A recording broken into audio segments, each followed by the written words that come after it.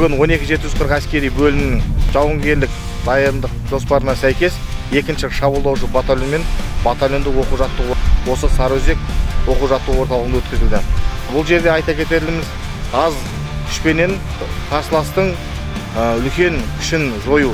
Заманауи тактикаға сәйкес кішкентай шабуылдаушы мобильді топтарменен үлкен қарсыластың шабуылын тойтару болып табылады.